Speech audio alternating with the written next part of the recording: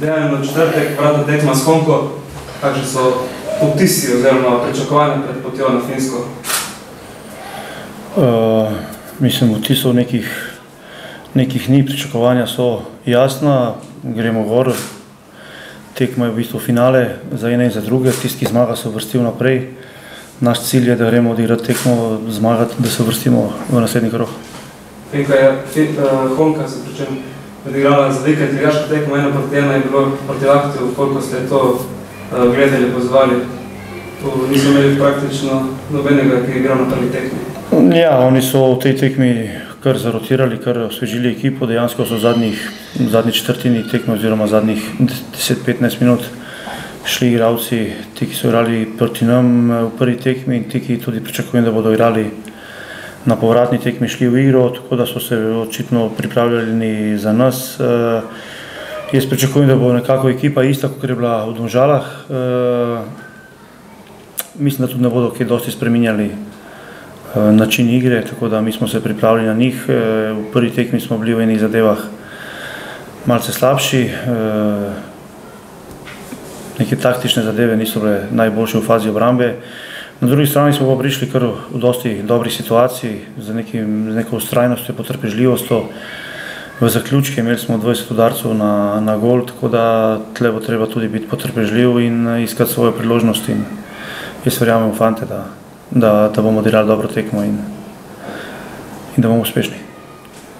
Lahko zdaj potrdite, Kolobarič gre? Ko gremo mestne informacije, je zadeva pred zaključkom, uradno še ni bilo niti objavljen, niti ni še prišla potrditev, ampak Dario je tudi zbolel, tako da v vsakem primeru ga ni v kadru za na pot v Finsko. Belorusija?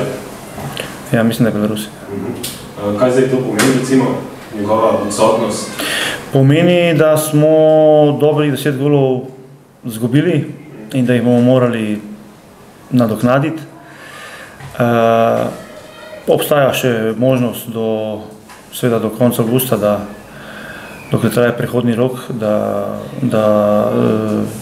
ga nadomestimo tudi s kakšnim prihodom.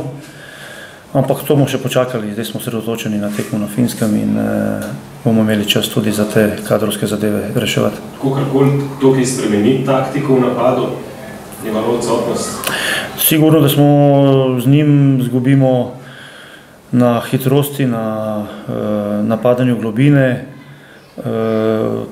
Trenutno nimamo prave nadomestilo za njega, ampak bomo poskušali pa mogoče na kakšen drugačen način. Kako se recimo vi kot trener prilagajate temu, da pač igralci med tem poletjem odhajajo? Sikošek, Svetlin, Kolobarič, to so kar pomembni igralci. Mislim, ne bom rekel niti, da se lahko, niti da je kaj poseben problem, da je težko, kajti filozofija in kluba je ta, da se to dogaja že vsa leta in da je najbolj pomembno, da mi naredimo neki rezultat, da so ti igralci videni skozi rezultat in skozi svoje igre in da kolektiv pač te posameznike vrže ven, da so zanimivi drugim, kar je tudi nekako za klub zelo pomembno. In že v prejšnjih sezonah se nam je dejansko to dogajalo in tudi letos smo vedeli, da ne moremo nekaj odlašati, če pride neka dobra ponudba za igralca, je v prvi vrsti to dobro za klub, ki rabi ta sredstva za delovanje, na drugi vrsti omogočimo igralcu korak naprej tudi njemu v karieri oziroma predvsem za tudi vemo tlete za eksistenco, so boljši zaslužki. Mi imamo pa material, ki ga imamo na razpolago, z njim delamo, z njim ustvarjamo in jaz sem prepričan, da ga imamo v Domžalah, kakor se je v preteklosti dogajalo, da je mnogo igralcev šlo, da bo tudi v prihodnosti. Kakšno pa je recimo stanje, koliko je več poveste glede prihoda? Verjetno se v kontaktu tudi z športnim direktorjem in tako, je vse kaj odpira, je kakšna možnost, recimo, da v nekem doglednem času dobite kakšno dobro ukreditev? Jaz mislim, da je, ker tudi nastavljali smo, mi smo imeli, jaz kot trener sem imel tudi željo že v samem začetku sezone pripravo, da pripeljemo kakšnega igralca, ker je bilo neminovno, da se bo zgodilo to, da če bo prišla ponudba in vse je kazalo na to, da bo nekaj, predvsem tudi to, kar se je zgodilo za Tamarja, za Darija, tu so tudi v izložbi, bom rekel, Karič, Žinič, Jakupovič, da se lahko to hitro zgodi, ampak v tistem momentu mogoče tudi ni bilo res še v klubu situacija stanja, da bi, dokler ne pride do te potrditve prestopa, da bi kopičili igralcev in širili kader. Smo pač morali počakati, zdaj v tem momentu imamo pa tudi v klubu, smo se že pogovarjali in tudi željo, da če dobimo kakšnega igralca, ki bi nam res dobro prišel, ki bi nam dejansko dal dodatno kvaliteto, da bomo tudi šli v to. Prejšnji teden ste rekli, da nekako ste načrtovali to stopnjevanje forme do tretjega predkroga, recimo, da bi bil nek vrhunec. A je vse to dogaja, recimo, ste zadovoljni s tem, kar zdaj kaže država? Ne, zadovoljen nisem, ker sem prepričan, da smo lahko še boljši, da nismo še v neki dobri formi. Sezono smo dejansko začeli res s 3 evropskimi tekmami, kar je bilo za tudi ene naše igralce vseeno neka sprememba. Niso to ekipe, ki igramo 4-krat na leto z njimi, pa se poznamo dejansko dobro. So to nasprotniki iz različnih držav, z različnim modelom igranja in je tudi to bilo za njih neka nova izkušnja. Tle so prvič in Jakupovič in Žinič in tudi Kolobarič, so Markuš, so dejansko prvič se srečali s takim nivojem tekmovanja, tako da jaz verjamem, da skozi te prvenstvene tekme bomo stopnjevali to formo. Je pa po drugi strani res, da iz neke osnove, ki smo jo imeli, oziroma neke kompaktnosti, ki smo jo imeli, smo izgubili 2 igralca, ki sta dajala težo v tej naši ekipi, Svetlin pa Kolobarič. Tudi že v Mariboru so me poznalo, da nam je zaradi poškodbe v tem momentu še Karič ni bil na razpolago. Čakamo na povratek dobrovoljca v ekipo, tako da tudi iz tega vidika vem, da bo možno, da bodo še nekaj časa mogoče kakšna nihanja, da bomo ujeli pravi ritem. Tako da, ampak kader je, jaz pravim, dober, ima potencial, tako da verjamem, da se bomo sestavili, da bomo čim hitreje prišli v neko dobro formo in bili zopet nekako prepoznavni tudi v prvenstvu.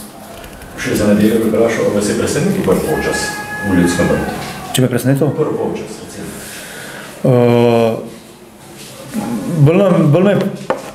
Ni me presenetil Maribor. Malo sem bolj bil presenečen, ker smo mi dejansko mogoče bili malo zopet psihološko, ker smo v teh prvih tekmah evropskih potrebovali tistih 10-15 minut, da nekako vzpostavimo, da nekako pariramo nasprotniku in tu nismo uspeli nekako niti vzpostaviti, kajti že prišlo je do prvega zadetka, hitro po prvem zadetku še izključitev in je dejansko tekma šla v eno smer in smo poskušali iz te situacije izvleči najboljš, kar je, predvsem pa to, da ekipa ostane stabilna z igralcem manj s takim negativnim rezultatom po prvem polčasu, da odigramo do konca, bom rekel, pokončno in to smo tudi naredili in če ne drugo gre fantom zahvala za drugi polčas, ker smo dejansko Mariboru malo omogočili priložnosti, tudi mi smo zadeli zadetek in bili nekako dobro parirali in bom rekel, naredili nek dober konkreten trening tudi za to tekmo v četrtek in nas čaka.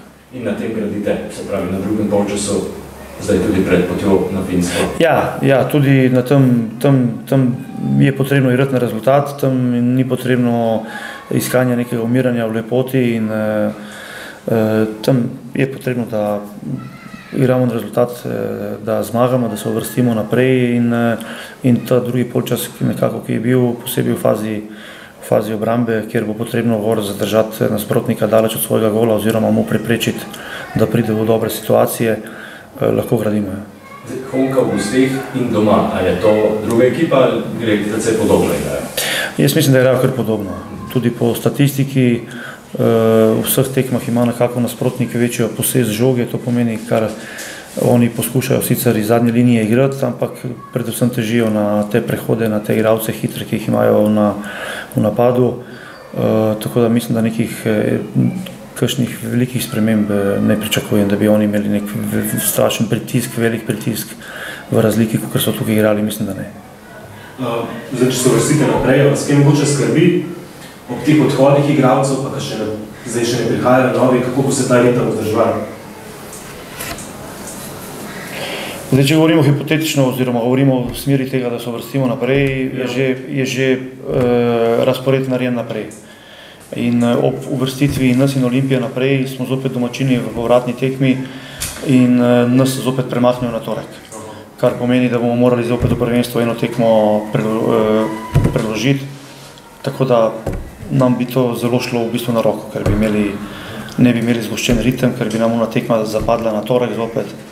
Pa je že konec avgusta, ko pride reprezentančna pauza, tako da res, da bi nam ostale 2 tekmi še za odigrati, ampak mislim, da ne bi imeli nekih velikih težav.